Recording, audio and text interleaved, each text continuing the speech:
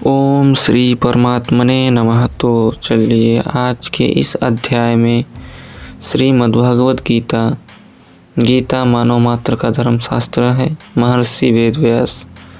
तो अध्याय 1 इस वीडियो में कवर करेंगे पूरा। अगर आप हमारे चैनल पर नए हैं तो चैनल को सब्सक्राइब करें एंड गीता का पूरा श्लोक इस चैनल के माध्यम से सुने। तो देखने को लिए तो नहीं मिलेगा इस वीडियो में, सिर्फ हमारी आवाज़ें ही सुनाई देंगी। अगर आपको सुनना है और गीता के बारे में जानना है तो आप हमारे चैनल को सब्सक्राइब करें। तो चलिए आज का अध्याय शुरू करते हैं। प्रथम अध्याय प्रथमो गुरुध्यायः। धृतराष्ट्र उवाच धर्मक्षेत्रे कुरुक्षेत्रे समवेता युयुस्त्वः मामका पांडवाश्च किं कुर्वत सच्चय। धृतराष्ट्र ने पूछा, हे संजय, धर्म क्षेत्र कुरुक्षेत्र में एकत्र युद्ध की इच्छा वाले मेरे और पांडव के पुत्रों ने क्या किया। अज्ञान रूपी धृतराष्ट्र और सेम रूपी संजय अज्ञान मन के अंतराल में रहता है। अज्ञान से आवृत मन धृतराष्ट्र जन्मानंद और किंतु स्वयं रूपी संजय के मध्य से वह देखता है, सुनता है और समझता है कि परमात्मा ही सत्य है। फिर भी जब तक इससे उत्पन्न मोह रूपी दुर्योधन जीवित हैं, उसकी दृष्टि सदैव कौरवों पर रहती है, विकारों पर ही रहती है। शरीर एक क्षेत्र है। जब हृदय देश में दैवी संपत्ति का बाहुल्य होता है तो यह शरीर धर्म क्षेत्र बन जाता है, और जब इसमें आसुरी संपत्ति का बहुमूल्य होता है तो यह शरीर कुरुक्षेत्र बन जाता है। कुरु अर्थात करो, यह शब्द आदेशात्मक है। श्री कृष्ण कहते हैं, प्रकृति से उत्पन्न तीनों गुणों द्वारा परवश होकर मनुष्य कर्म करता है। वह क्षण मात्र भी धर्म किए बिना नहीं रह सकता। गुण उससे करा लेते हैं, सो जाने पर भी कर्म बंद नहीं होता। यह भी स्वस्थ शरीर की आवश्यक खुराक मात्र है। तीनों गुण मनुष्य को देवता के कीट प्रयत्न शरीर में ही बोधते हैं। जब तक प्रकृति और प्रकृति से उत्पन्न गुण जीवित हैं तब तक शुरू लगा रहेगा। अतः जन्म मृत्यु वाला क्षेत्र, विकारों वाला क्षेत्र कुरुक्षेत्र है, और परम धर्म परमात्मा में प्रवेश दिलाने वाली पुण्यमयी प्रवृत्तियों पांडवों का क्षेत्र धर्म क्षेत्र है।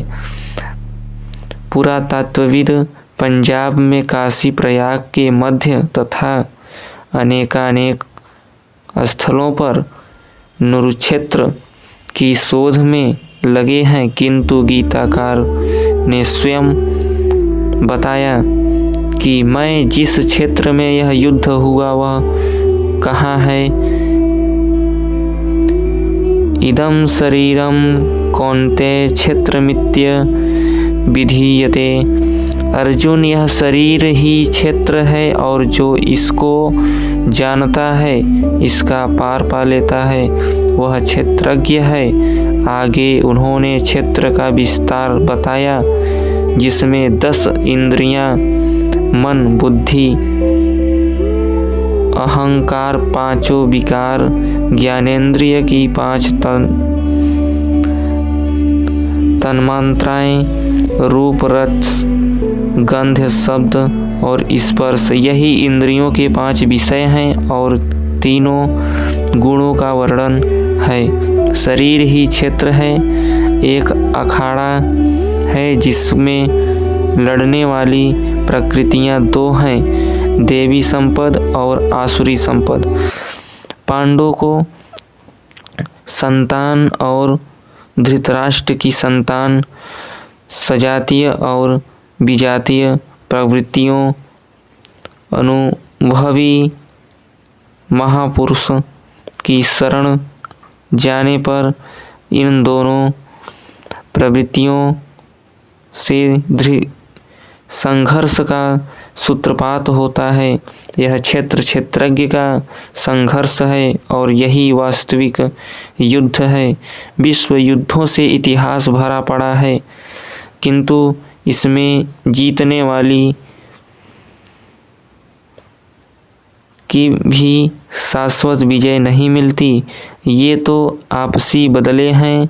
प्रकृति का अर्थात समन करने, प्रकृति से पूरे की सत्ता का दर्शन करना और उसमें प्रवेश पानी ही वास्तविक विजय है। यही एक ऐसी विजय है जिसके पीछे हार नहीं है।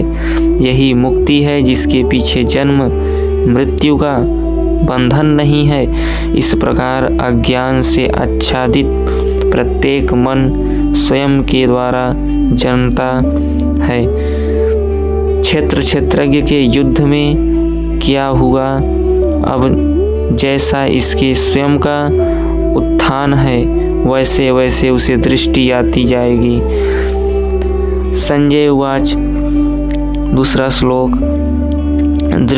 दृष्ट्वा तु पांडवानीकं विधं दुर्योधनस्तदा आचार्य मुफंड्य राजा वचनं ब्रह्मितम्। उस समय राजा दुर्योधन ने विहोरचना युक्त पांडवों की सेना को देखकर द्रोणाचार्य के पास जाकर यह वचन कहा।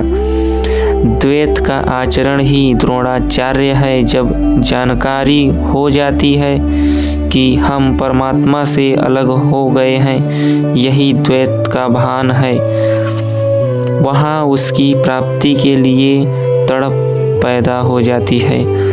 तभी हम गुरु की तलाश में निकलते हैं। दोनों प्रवृत्तियों के बीच यही प्राथमिक गुण गुरु है। यद्यपि बाद में सद्गुरु योगेश्वर श्री कृष्ण होंगे जो योग की स्थिति वाले होंगे। राजा दुर्योधन आचार्य के पास जाता है। मोह रूपी दुर्योधन मोह संपूर्ण व्याधियों का मूल है। राजा है दुर्योधन दूर अर्थात दूषित योधन, अर्थात वह धन आत्मिक संपत्ति ही स्थिर संपत्ति है।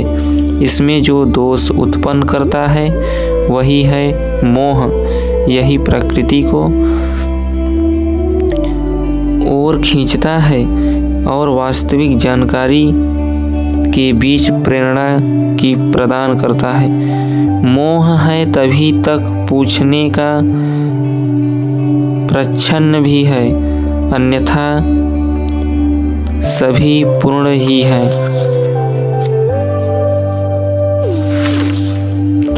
अतः विहर्चना युक्त पांडवों की सेना को देखकर अर्थात पुण्य से प्रवाहित सजातीय वृत्तियों को संगठित देखकर मोह रूपी दुर्योधन ने प्रथम गुरु द्रोण के पास जाकर यह कहा।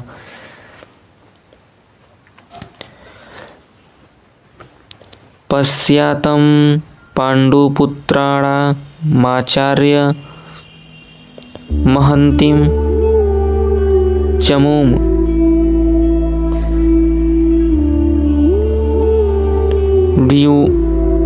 व्यूढ़ा द्रुपद पुत्रेण तव शिष्य धीमता।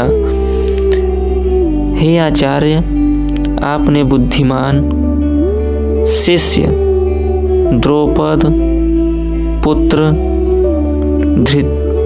धृष्टद्युम्न द्वारा विवाहकार खड़ी की गई पांडु पुत्रों की इस भारी सेना को देखिए, शाश्वत अचल पद में आस्था रखने वाला दृढ़ मन ही धृष्टद्युम्न है। यही पांडुमयी प्रवृत्तियों का नायक है। साधन कठिन न मन कहूँ टेका, रामचरितमानस का कहना।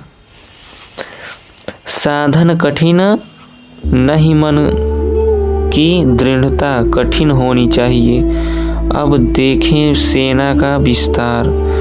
अत्र सुरा महेश्वासा भीमार्जुनस्मा युद्धि युयुधानो विराटस्व द्रौपद महारथ। इस सेना में महेश्वासः महान, इस में वास दिलाने वाले भाव रूपी भीम, अनुराग रूपी अर्जुन के समान बहुत से शूरवीर, जैसे सात्विकता रूपी सात्विक विराट, सर्वत्र ईश्वरीय प्रवाह ही धारण महारथी राजा द्रौपद अर्थात अचल स्थिति तथा धृष्टकेतु चेकितानः काशीराजस्य वीर्यवान् पुरुजितकुन्ती भोजस्य सौव्यच नरपुंगवः। धृष्टकेतु धृष्टकर्तव्य चेकितान, जहाँ भी जाए वहाँ से चित्त को खींचकर इष्ट में स्थिर करना। काशीराज, काया रूपी काशी में ही वह साम्राज्य है। दुर्जित पुरुजित स्थूल सूक्ष्म और कारण शरीरों पर विजय दिलाने वाला। पुरुजित कुंती भोज कर्तव्य से भव पर विजय।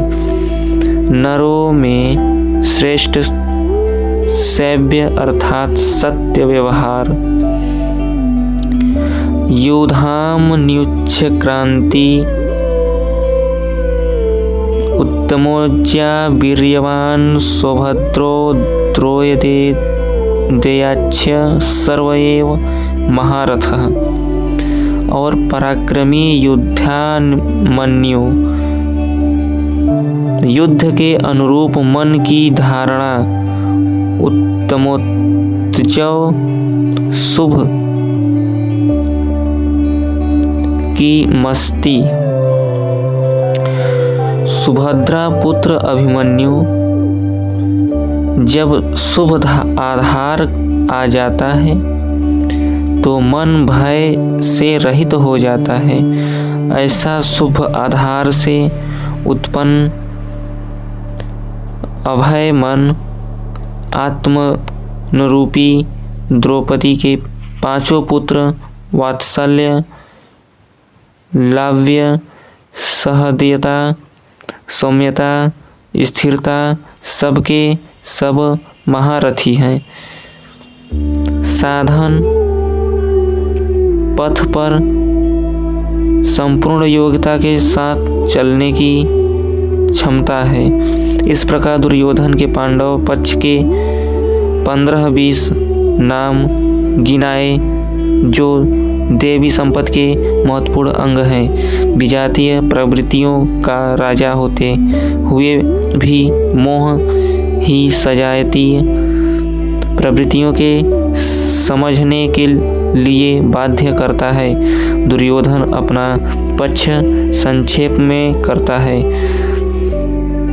यदि कोई बाह्य युद्ध होता तो अपनी फौज बढ़ा चढ़ाकर गिनाता, विकार कम गिनाए गए, क्योंकि उन पर विजय पाना है, वे नासवान हैं। केवल 5-7 विकार बताए गए, जिनके अंतराल में संपूर्ण बहिर्मुखी प्रवृत्तियों विद्यमान हैं। जैसे अस्माकं तु विशिष्टतया ये त्रिबोध द्विजोत्तम नायकामं सन्यस्य संज्ञार्थ तन्म ब्रवीमि ते। द्विजोत्तम हमारे पक्ष में जो प्रधान है उन्हें भी आप समझ लें। आपको जानने के लिए मेरी सेना के जो नायक हैं उनको कहता हूँ। बाह्य युद्ध में सेनापति के लिए द्विजोत्तम संबोधन अस्माविकी है। वस्तुतः गीता में अंतःकरण की 2 प्रकृतियों का संघर्ष है, जिसमें द्वैत का आचरण ही द्रोण है। जब तक हम लेश मात्र भी आराध्य से अलग हैं, तब तक प्रकृति विद्यमान है, द्वैत बना है। इस पर जय पाने की प्रेरणा प्रथम गुरु द्रोणाचार्य से मिलती है। अधूरी शिक्षा में पूर्ण जानकारी के लिए प्रेरणा प्रदान करती है। वह पूजा स्थलीय नहीं, वहाँ शौर्य सूचक संबोधन होना चाहिए। विजाति प्रवृत्ति ने नायक कौन कौन है?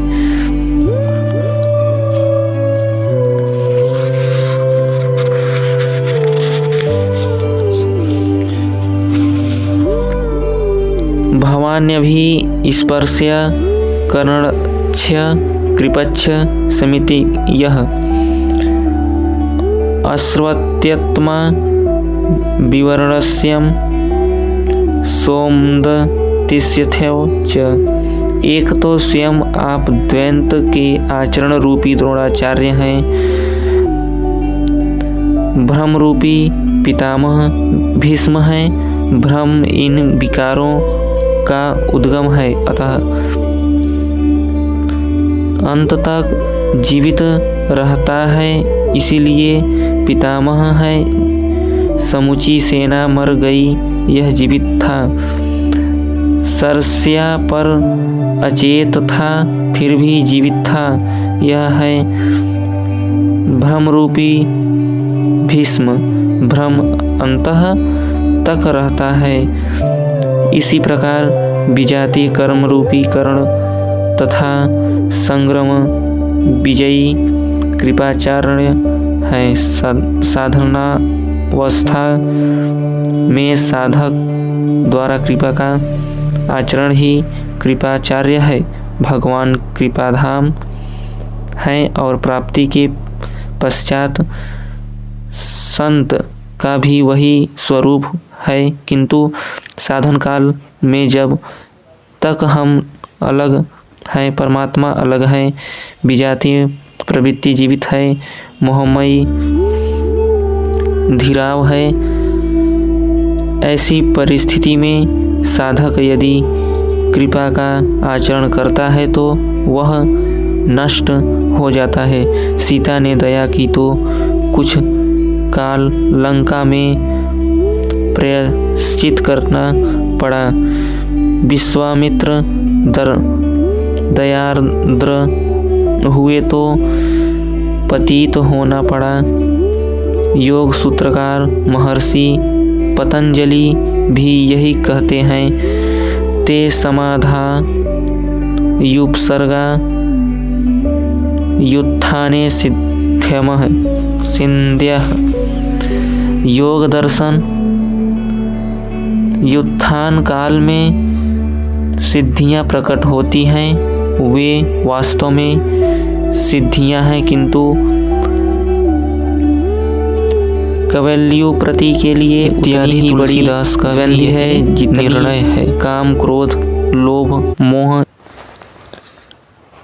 छोरत ग्रंथि जानी खरगाया, विद्य अनेक करई तब माया, रिद्धि सिद्धि पेरई बाहु भाई, बुद्धि ही लोभ दिखवाही आई। रामचरितमानस का माया अनेक विधि करती है, रिसिद्धियाँ प्रदान करती हैं, यहाँ तक कि सिद्धा बना देती है। ऐसी अवस्था वाला साधक बगल से निकल भर जाए, मरण सत्र रोगी भी जी उठेगा, वह भले ठीक हो जाए, किंतु साधक उसे अपनी देन मान बैठे तो नष्ट हो जाएगा। एक रोगी के स्थान पर हजारों रोगी घेर लेने और भजन चिंतन का क्रम अवरुद्ध हो जाएगा, और उधर बहकते बहकते प्रकृति का बाहुल्य हो जाएगा। यदि लक्ष्य दूर है तो साधक कृपा करता है, तो कृपा का अकेला आचरण ही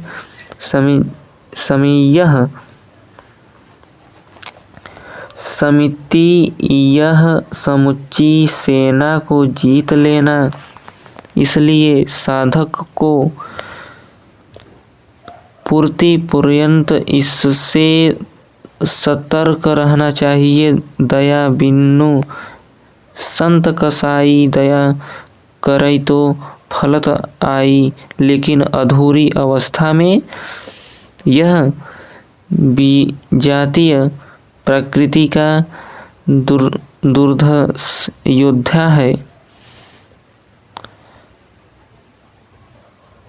इसी प्रकार अस्थि रूपी अश्वत्थामा सृष्टि में ही कहीं भी वस्तुओं के लगाव की आसक्ति है। द्वैत का आचरण द्रोणाचार्य है, द्वैत की आसक्ति का जन्मदाता है।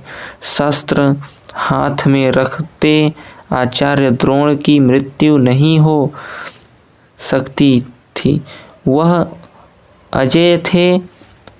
भगवान श्री कृष्ण ने कहा, कौरव पक्ष में एक हाथी का नाम अश्वत्थामा है। भीम उस हाथी को मारकर अश्वत्थामा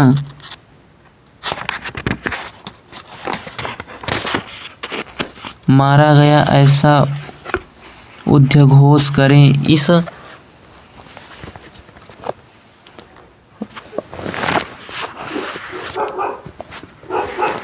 अप्रिय सूचना से आचार्य मर्माहत हो शिथिल पड़ जाएंगे। उसी समय उनका अंत कर दिया जाए। भीम ने हाथी को मार डाला, आचार किया कि अश्वत्थामा मारा गया। आचार्य द्रोण ने समझा कि उनका पुत्र अश्वत्थामा मारा गया। वे शिथिल पड़ गए, धनुष हाथ से गिर गया। वह हताश निश्चेष्ट होकर युद्ध भूमि में बैठ गए। इनका गला कट गया। पुत्र में अत्यधिक आसक्ति उनकी मृत्यु का कारण बनी। अश्वत्थामा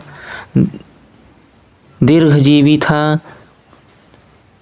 निवृत्ति के अंतिम क्षणों तक यह बाधा के रूप में विद्यमान रहता और इसीलिए अमर कहलाया। विकल्प रूपी किवरण साधना की अंत अवस्था में विशिष्ट कल्पनाएं उठने लगती हैं। मन में संकल्प विकल्प होने लगता है कि स्वरूप प्राप्ति उठने लगती है। मन में संकल्प विकल्प होने लगता है कि स्वरूप प्राप्ति के साथ भगवान की ओर से कौन सी सिद्धियां, अलौकिक शक्तियां प्रदान की जाएंगी। भगवान के चिंतन के स्थान पर विभूतियों का चिंतन होने लगता है। साधक की दृष्टि केवल धर्म का होनी चाहिए, उसे फल की वासना वाला नहीं होना चाहिए। किंतु जब वह ऋषियों सिद्धियों का चिंतन करने लगता है, यह विकल्प ही विकरण है। ये कल्पनाएं विशिष्ट हैं किंतु साधना में भयंकर बाधक है। ब्रह्ममयी शाश्वत ही भूरिश्रवा है। साधन का स्तर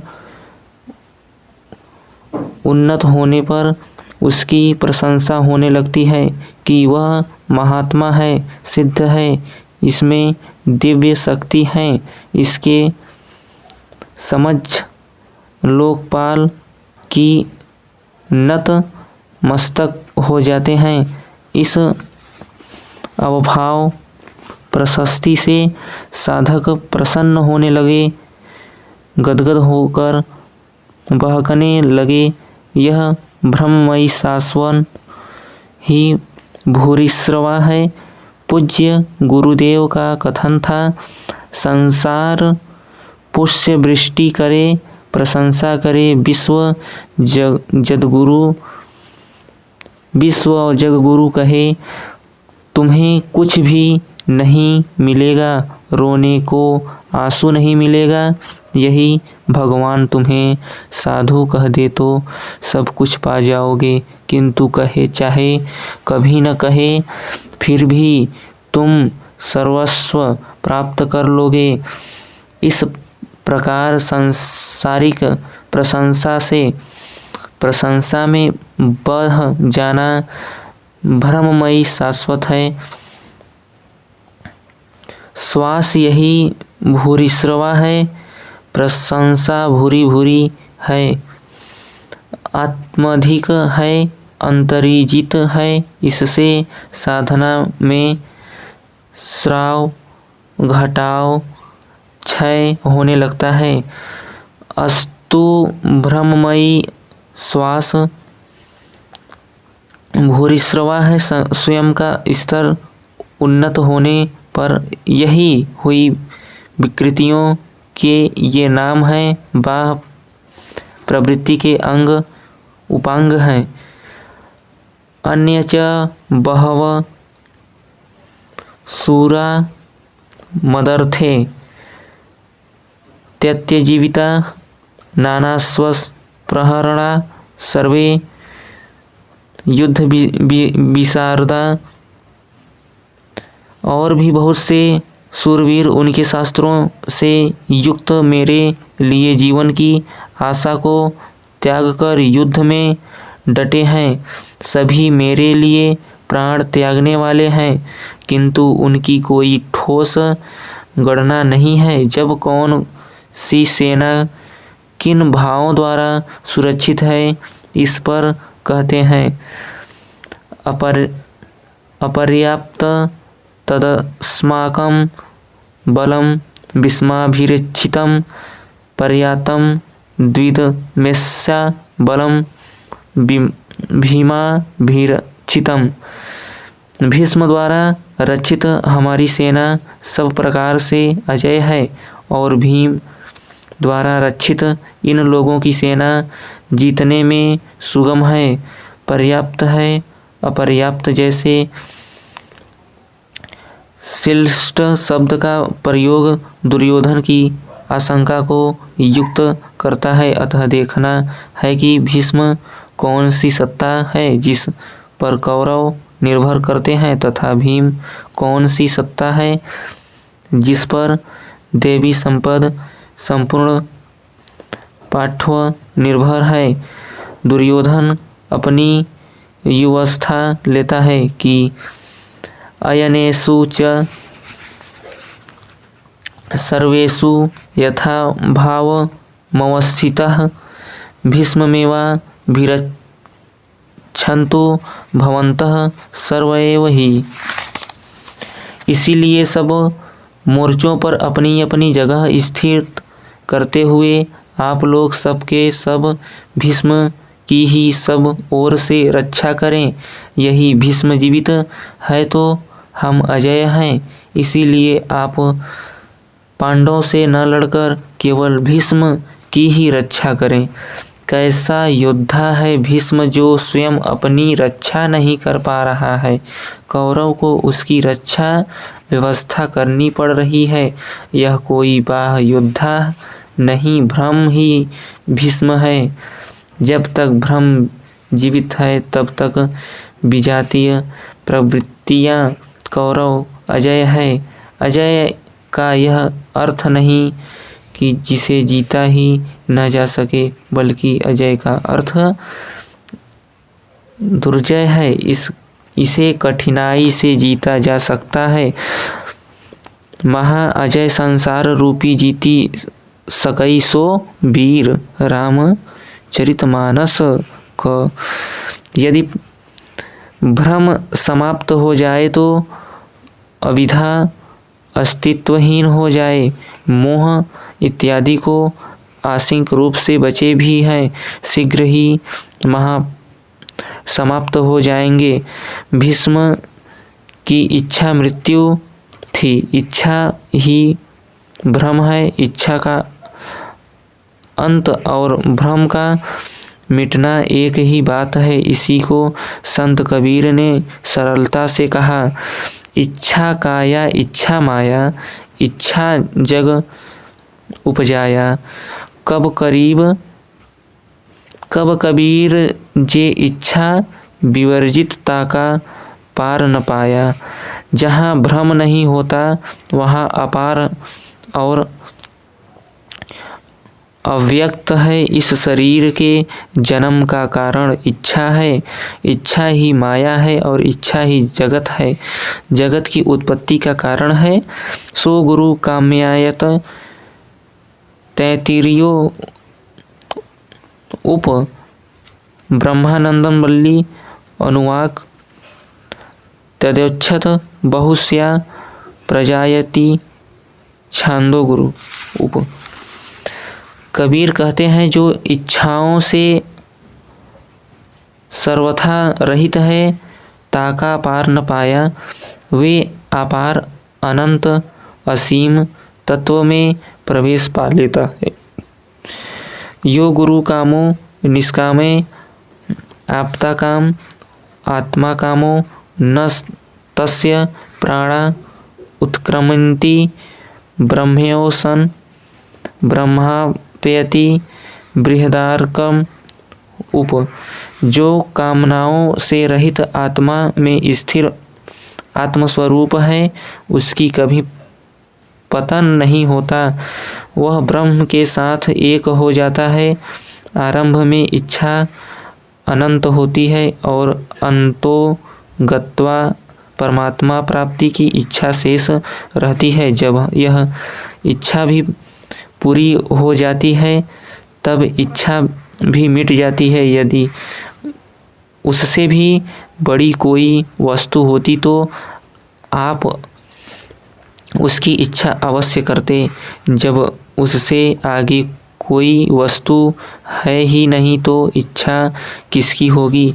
जब प्राप्त होने योग्य कोई वस्तु प्राप्य न रह पाए तो इच्छा भी समूल नष्ट हो जाती है और इच्छा के मिटते ही भ्रम का सर्वथा अंत हो जाता है। यही भीष्म की इच्छा मृत्यु है। इस प्रकार भीष्म द्वारा रचित हम लोगों की सेना सब प्रकार से अजय है।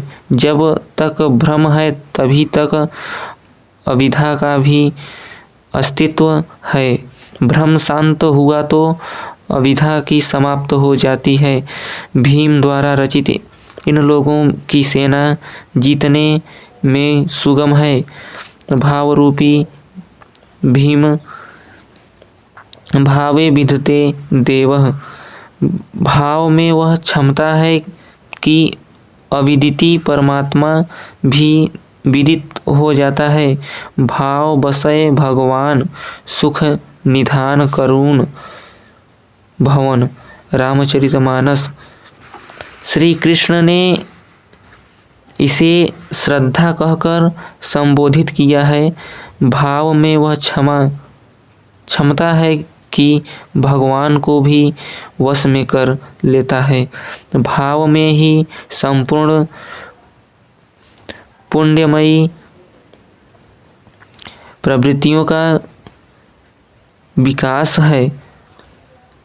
यह पुण्य का संरक्षक है तो इतना बलवान है, परम देव परमात्मा को संभव बनाता है, किंतु साथ ही इतना कोमल भी है कि आज भाव है तो कल अभाव में बदलते देर नहीं लगती। आज आप कहते हैं कि महाराज बहुत अच्छे हैं, कल कह सकते हैं कि नहीं, हमने तो देखा महाराज खीर खाते हैं। खास पात जो खात है तिनहि सतावे काम। दूध मलाई खात जे तिनकी जाने राम। इष्ट में लेस मात्र भी त्रुटि प्रतीत होने पर भाव डगमगा जाता है। पुण्यमयी प्रवृत्तियों विचलित हो उठती हैं, इष्ट से संबंध टूट जाता है। इसीलिए भीम द्वारा रचित इन लोगों की सेना जीतने में सुगम है। महर्षि पतंजलि का भी यही निर्णय है। सतु दीर्घ काल नौरंत रय सत्कारा। गुरु गुरु सेवितो दृढ़ भूमि। योग दर्शन दीर्घ काल का निरंतर श्राद्ध भक्ति पूर्वक किया हुआ साधन ही दृढ़ हो पाता है। तस्य सज्जना यनहर्ष कुरु वृंद पितामह। सिंहनादम बिंधोच्छोह सखंड्य दध्यमो प्रपातवान। इस प्रकार अपने बलाबल का निर्णय लेकर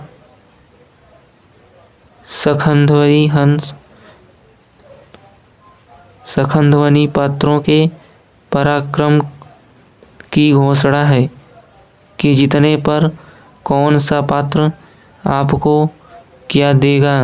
कौरवों में वृद्धि प्रतापवन पितामह भीष्म ने उस दुर्योधन के हृदय में हर्ष उत्पन्न करते हुए उच्च स्वर से सिंहनाद के समान भयप्रद शंख बजाया। सिंह प्रकृति के भयावह पहलू का प्रतीक है। घोर जंगल के नीरव एकांत में शेर की दहाड़ कान में पड़ जाए तो रोंगटे खड़े हो जाएंगे, हृदय कांपने लगेगा। यद्यपि शेर आपसे मीलों दूर है। भय प्रकृति में होता है, परमात्मा में नहीं। वह तो अभय सत्ता है। भ्रमरूपी भीष्म यदि विजयी होता है तो प्रकृति के जिस भयारण्य में आप हैं उसे भी अधिक भय के आवरण में बांध देगा। यह कि भय की एक तरफ और बढ़ जाएगी, भय का आवरण घना हो उठेगा। यह भ्रम इसके अतिरिक्त है, कुछ नहीं दे सकेगा। अतः प्रकृति से निवृत्ति ही गणतव्य का मार्ग है। संसार में प्रवृत्ति तो भवाटवी है, घोर अंधकार की छाया है। इसके आगे कौरवों की कोई घोषणा नहीं है। कौरवों की ओर से कोई बाजे एक साथ बजे, किंतु कुल मिलाकर वे भी भय ही प्रदान करते हैं। इससे अधिक कोई कुछ नहीं। प्रत्येक विकार कुछ न कुछ भय तो देता ही है। इसीलिए उन्होंने भी घोषणा की, अत्यंत संस्था भार्याय पांड्य कन्या गो मुखः स सौम्भ्याय हन्यतस्य स शब्द समतुल्यो गुरु भवत। तदंतर अनेक शक नगाड़े ढोल और नर सिंहादि बाजे एक साथ ही बजे। उनका शब्द भी बड़ा भयंकर हुआ। भय का संसार करने के अतिरिक्त कौरवों की कोई घोषणा नहीं है। बहिर्मुखी विजातीय प्रवृत्ति के अतिरिक्त कौरवों को कोई घोषणा नहीं है। बहिर्मुखी विजातीय प्रवृत्ति सफल होने पर मोहमयी बंधन है और घना कर देती है। अब पुण्यमयी प्रवृत्तियों की ओर से घोषणाएं हुई, जिनमें पहली घोषणा योगेश्वर श्री कृष्ण ने की। ततः श्रीतर्य हर्य तुम्हें महति स्यंदने स्थितो माधव पांडव स्वे चिंदवे संखदो प्रदम्भयतु। इसके उपरांत श्वेत घोड़ों से युक्त, जिनमें लेश मात्र कालिमा दोष नहीं है, श्वेत सात्विक निर्मलता का प्रतीक है। महति सैन्य ने महान रथ पर बैठे हुए योगेश्वर श्री कृष्ण ने और अर्जुन ने भी अलौकिक शंख बजाए। अलौकिक का अर्थ है लोकों से परे, मृत्युलोक, देवलोक। पांचजन्य ऋषिकेशो देवदत्त धनंजयः पांड्यड्रम दन्ध्यामो महाशखण्ड्यं भीमकर्मा वृकोदरः। ऋषिकेश जो हृदय के सर्वज्ञाता है, उन श्री कृष्ण ने पांचजन्य शंख बजाया। पांचों ज्ञानेंद्रियों को पंच तन्मात्राओं शब्द स्पर्श शब्द रूप रस गंध के रसों से समेटकर अपने जन भक्त की श्रेणी में ढालने की घोषणा की। विकराल रूप से बहकती हुई इंद्रियों को समेटकर उन्हें अपने सेवक की श्रेणी में खड़ा कर देना हृदय में प्रेरक सद्गुरु की देन है। श्री कृष्ण ने योगेश्वर सद्गुरु के शिष्य इससे गुरु हम भगवान, मैं आपका शिष्य हूँ। बाह्य विषय वस्तुओं को छोड़कर ध्यान में इष्ट के अतिरिक्त दूसरा न देखे, दूसरा न सुने, न दूसरे का स्पर्श करे। यह सद्गुरु के अनुभव संचार पर निर्भर करता है। देवदत्त धनंजय देवी संपत्ति को अधीन करने वाला अनुरोग ही अर्जुन है। निष्ठ इष्ट के अनुरूप लगाव, जिसमें विरह वैराग्य असुपात हो। गदगद गिरा न नयन बह रीना रामचरितमानस। रोमांच हो, इष्ट के अतिरिक्त अन्य विषय वस्तु का शल्यमास टकराव न होने पाए, उसी को अनुराग कहते हैं। यदि यह सफल होगा तो परम देव परमात्मा प्रवेश दिलाने वाली देवी संपद पर आधिपत्य प्राप्त करने लेते हैं। इसी का दूसरा नाम धनंजय भी है। एक धन तो बाहरी संपत्ति है जिससे शरीर निर्वाह की व्यवस्था होती है। आत्मा से इसका कोई संबंध नहीं है। इससे परे स्थिर प्राप्ति उत्पत्ति ही निज संपत्ति है। बृहदारण्यकोपनिषदम् में याज्ञवल्क्य ने मैत्रेय को यही समझाया कि धन से संपन्न पृथ्वी के स्वामित्व से भी अमृतत्व की प्राप्ति नहीं हो सकती। इसका उपाय अधिकतम संपत्ति है। भयानक कर्म वाले भीमसेन ने पौंड्य अर्थात प्रीति नामक महाशंख बजाया। भाव का उद्गम और निवास स्थान हृदय है, इसके लिए इसका नाम वृकोदर है। आपका भाव लगाव बच्चे में होता है, किंतु वस्तुतः वह लगाव आपके हृदय में है जो बच्चे में जाकर मूर्त होता है। यह भाव अथाह है, महान है, बलशाली है। इसने प्राप्ति नामक महाशंख बजाया। भाव में ही प्रति निहित है, इसीलिए भीम ने पौंड्य प्रति नामक महाशंख बजाया। भाव महान बलवान है, किंतु प्रीति संचार के माध्यम से है। हरि व्यापक सर्वत्र समाना, प्रेम में प्रगट हो ही मैं जाना। अनंत विजय राजा किंतु पुत्रो युधिष्ठिरः नकुल सहदेवस्य सुघोषमणि पुष्णको।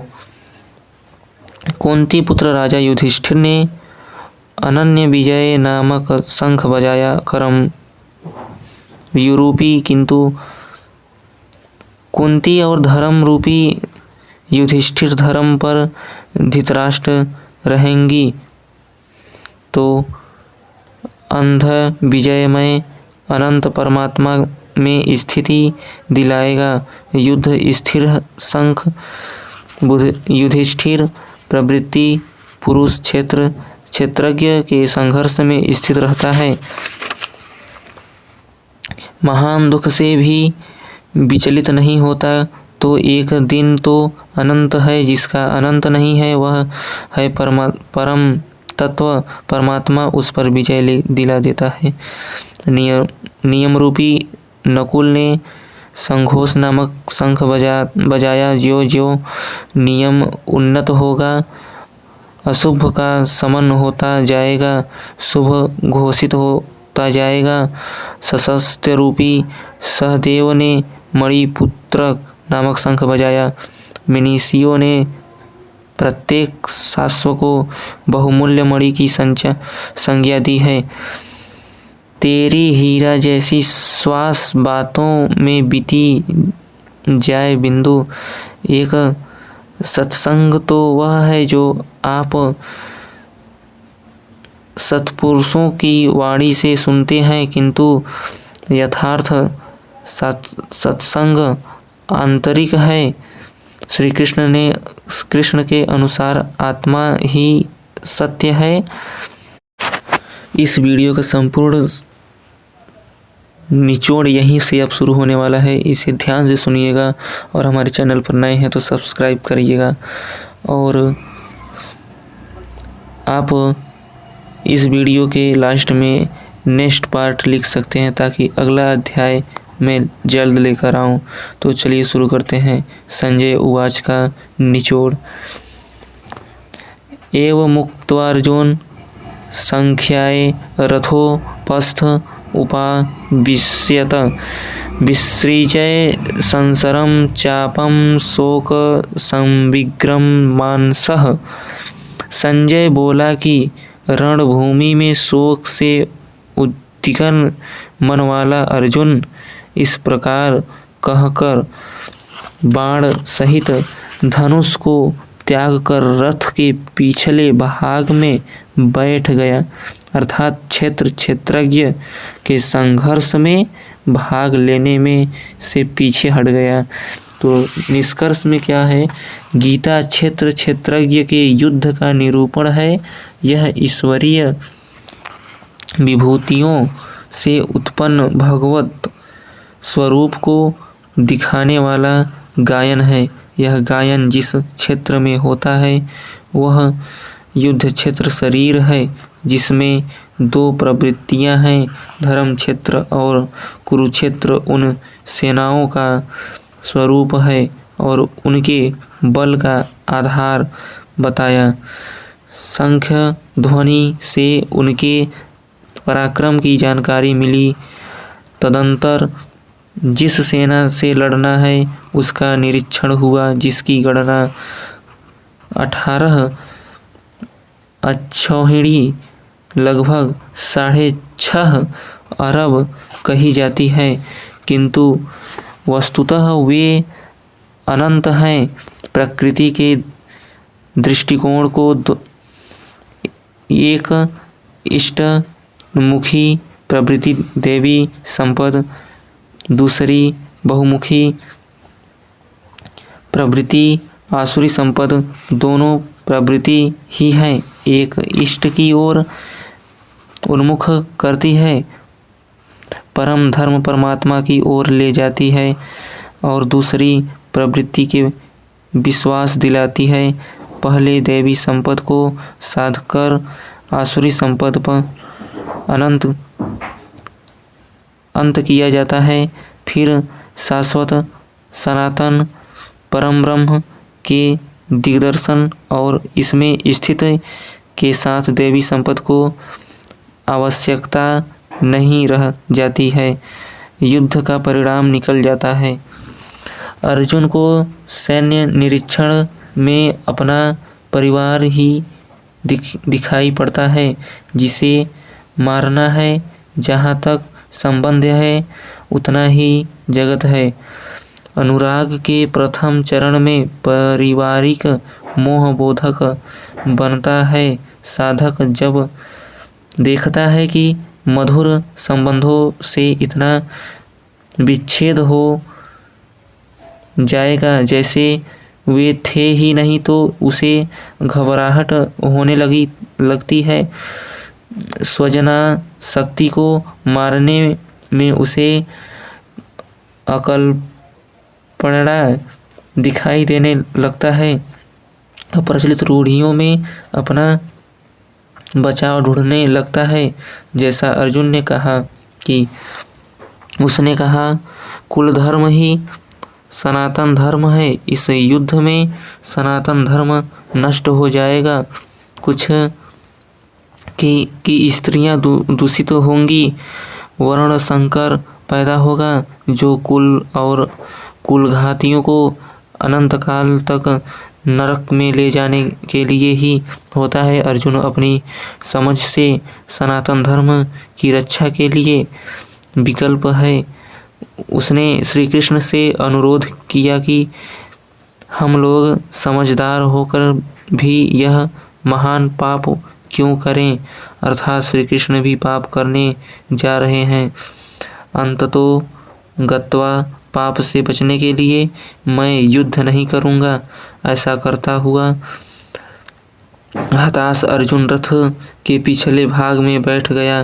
क्षेत्रज्ञ के संघर्ष से पीछे हट गया। टीकाकारों ने इस अध्याय को अर्जुन विषाद योग कहा है। अर्जुन अनुराग है, प्रतीक है।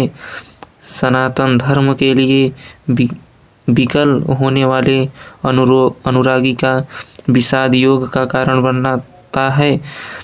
यही विषाद मन को हुआ था।